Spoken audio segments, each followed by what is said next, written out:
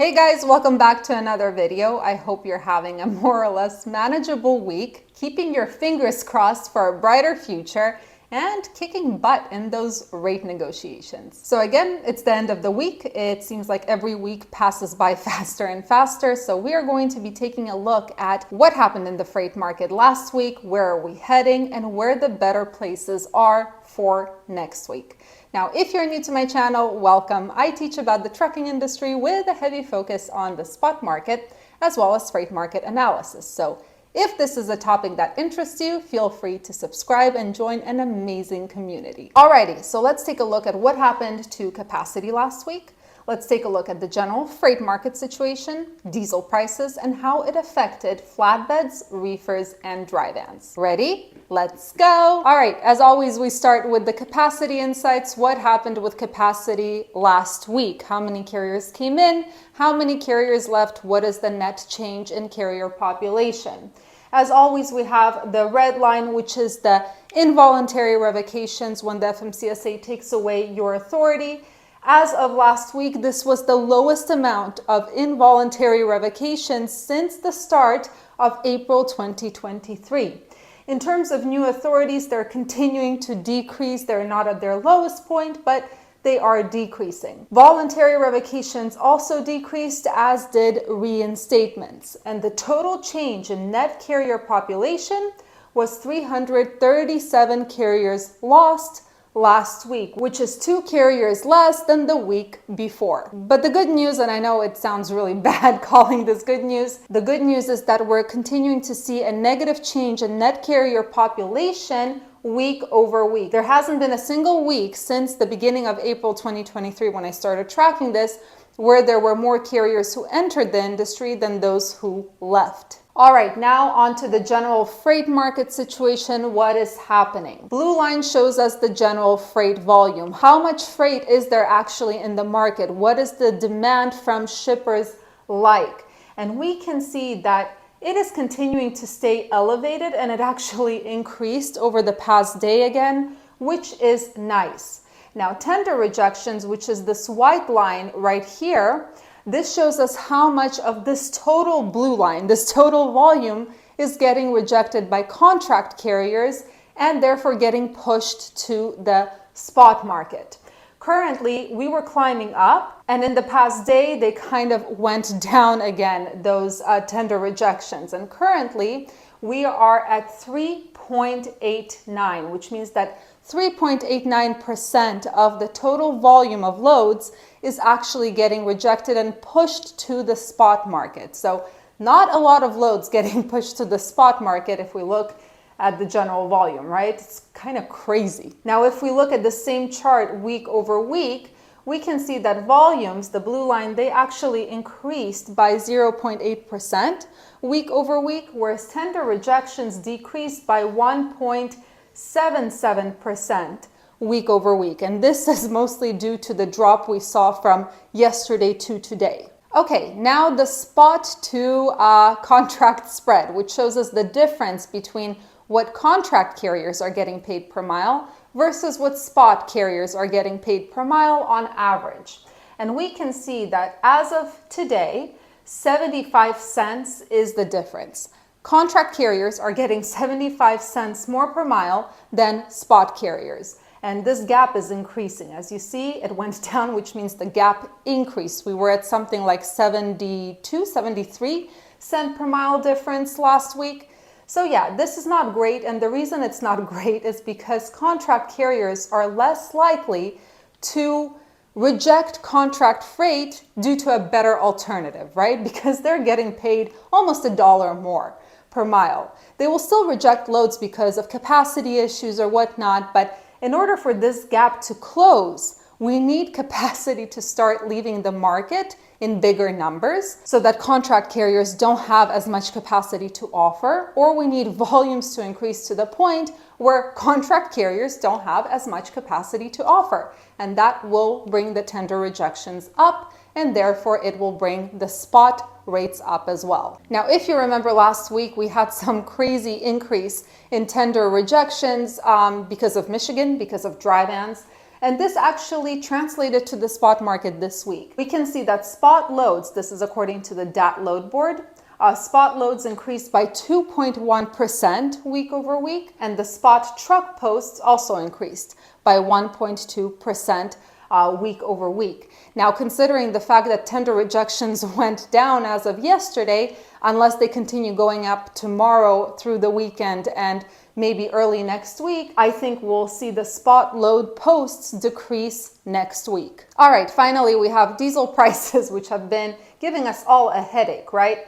So unfortunately, diesel prices are continuing to climb. The good news is that they kind of slowed their momentum upwards, right? It kind of is plateauing a little bit. But currently, diesel prices are on average at $4.38 per gallon, which is crazy.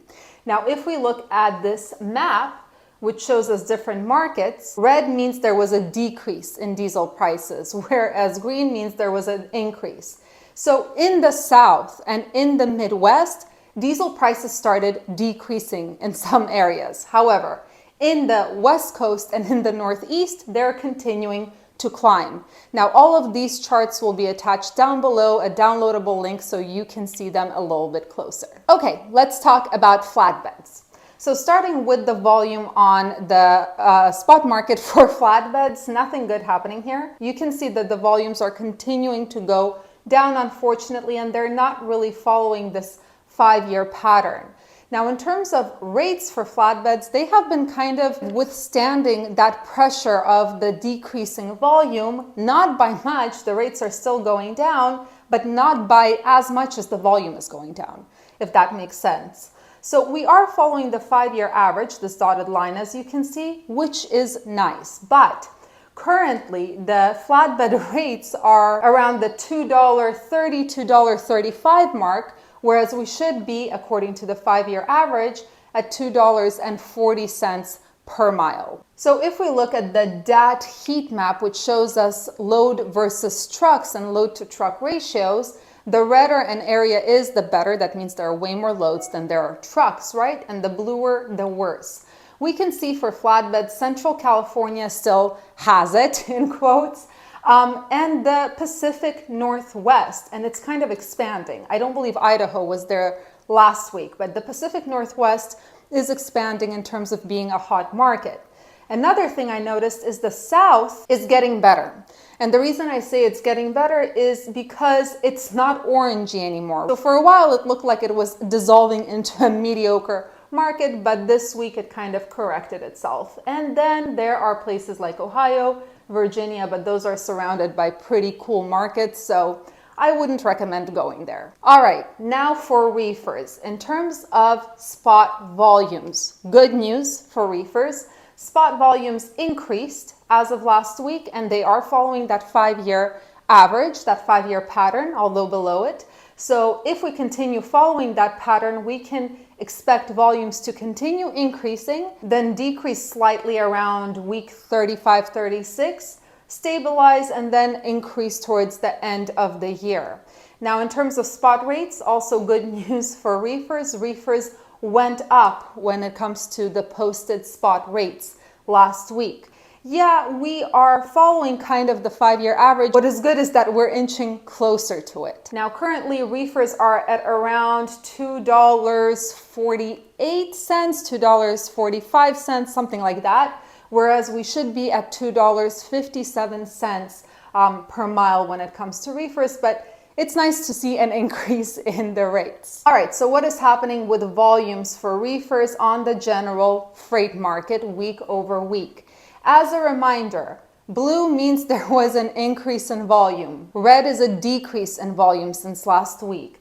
And the height shows the total amount of volume in that market area. Gray means nothing is happening, right? It's boring.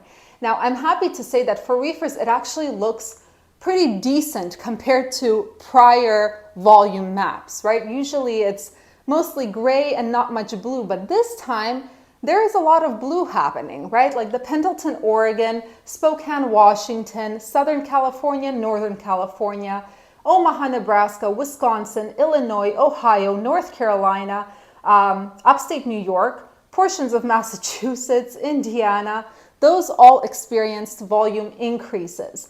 Now, there were volume decreases in Iowa, parts of Wisconsin, Pennsylvania, Virginia, South Carolina, Georgia, and Lincoln, Nebraska. Now, when it comes to tender rejection rates, it works in the same way.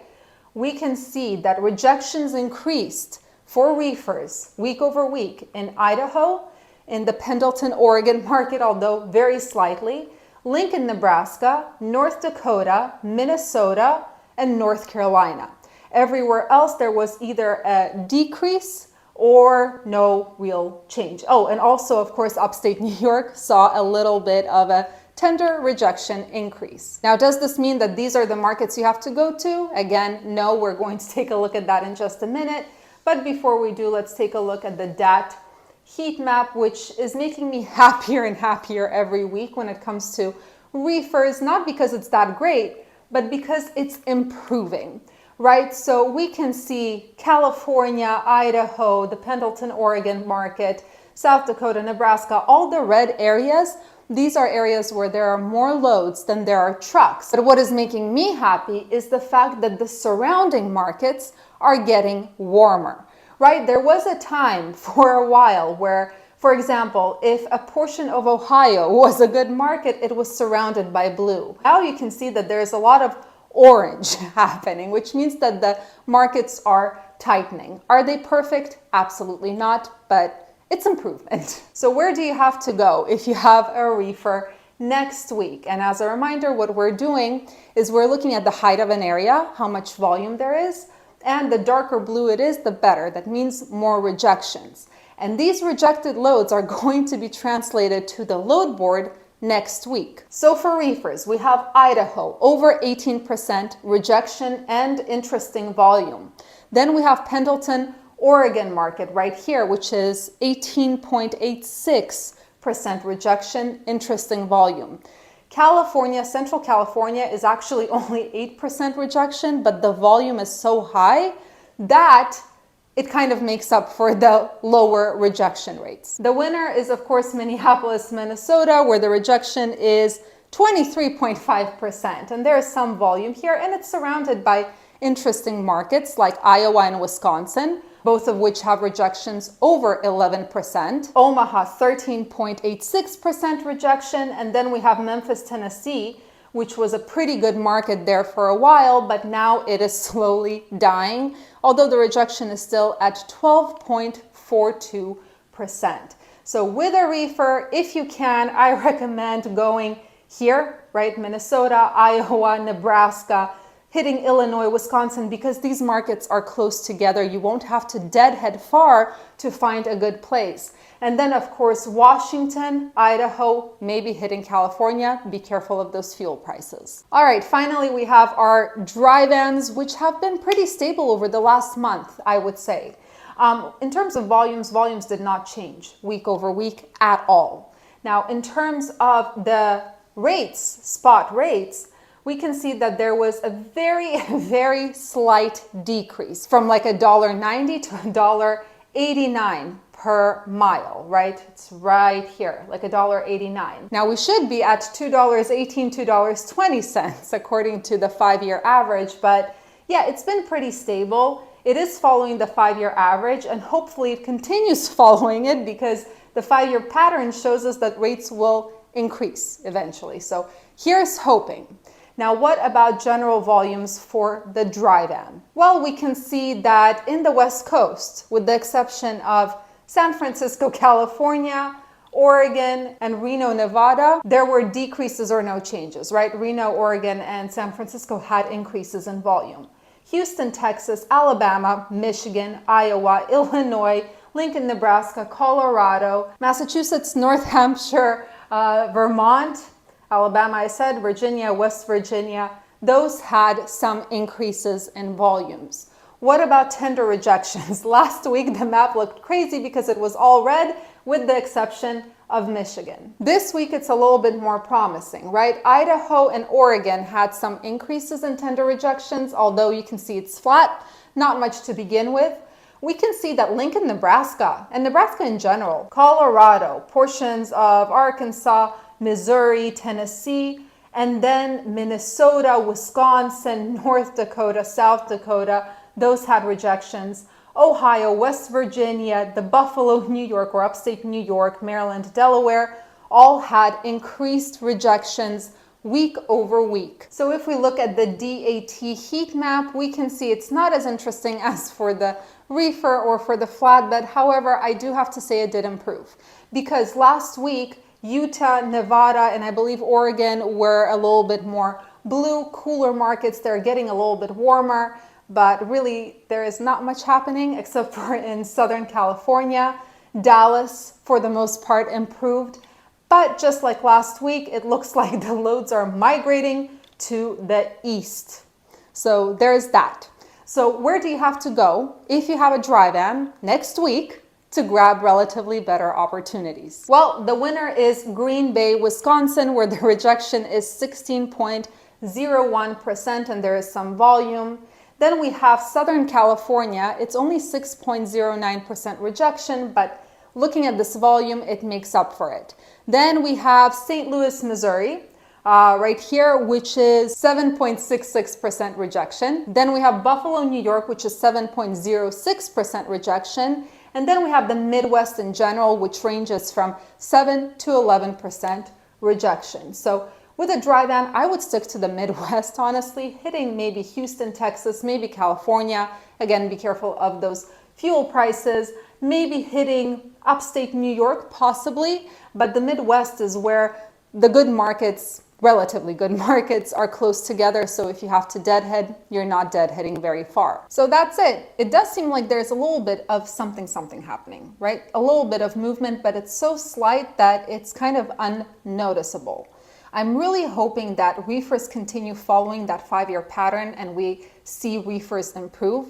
I'm hoping the same for dry vans, and I'm hoping that flatbeds finally stabilize, because they're unpredictable, they're volatile, and it's just strange what's happening with flatbeds right now. Now, will peak season propel this industry into the stratosphere like we all hope? Unfortunately, I highly doubt it, but I do believe that it's going to cause at least a little bit of improvement. At this point, I can only recommend patience. I recommend taking it one step at a time, putting one foot in front of the other, and just waiting and riding this wave out. Anyway, guys, wishing you an amazing rest of your week, a fantastic weekend, and I'll see you in the next video.